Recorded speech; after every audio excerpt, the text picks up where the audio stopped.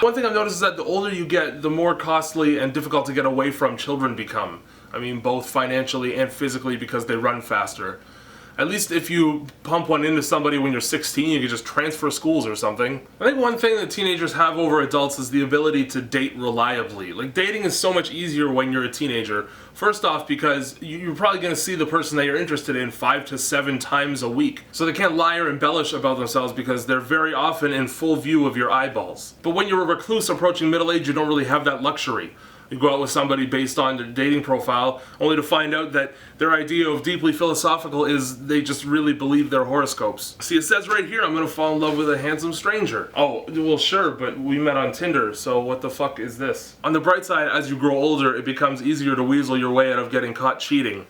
Like, when you're young, it's like, oh, you caught me, here I am, and I'm dick deep, and obviously it's not you who's here, but the likelihood that your partner will accept the excuse, I forgot we were together, increases as the threat of Alzheimer's looms on the horizon. Listen, dating is always terrible, and doesn't it suck when you get into a relationship with somebody only to find out that they're full of even worse things than you could possibly have imagined? So wouldn't it be nice if there was a professional whose job it is to assess someone and then go to the person interested and explain exactly what it is they're getting into? Like when you're trying to buy a house. What if human beings had real estate agents? Entering into a long-term relationship? Good.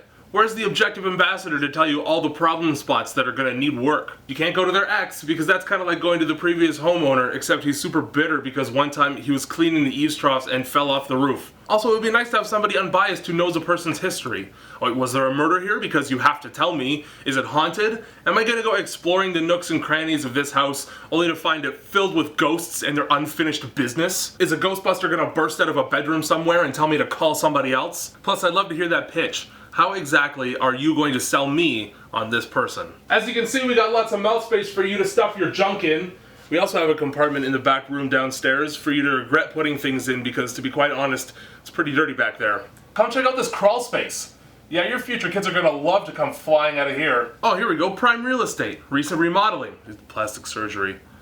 Oh, baggage in the attic from the previous owner. Oh god, no. Well, this one's got barbed wire and tribal graffiti on the exterior.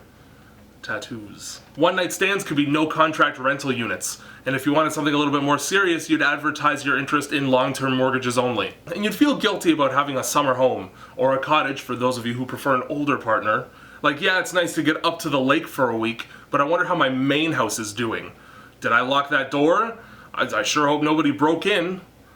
That's a rape joke. Also, how's the plumbing? Is there a leak somewhere I should know about? Moisture where there shouldn't be moisture? Oh, you'll notice that this carpet's a little hairy. Now, we could try to sweep it out for you, but we're pretty sure it's just attached to the foundation. Somebody who cries too much could be described as having leaky windows or a roof that drips or something. And if you're a big fucking loudmouth, your front door is just a drawbridge. And a child is a little one-room, semi-furnished guest house around back where you keep all the shit you wish you hadn't wasted your hard-earned time and money on. And bugs? Well, they're just bugs. I fucking hate having insects in my house just as much as I'd hate them on somebody I'm trying to kiss.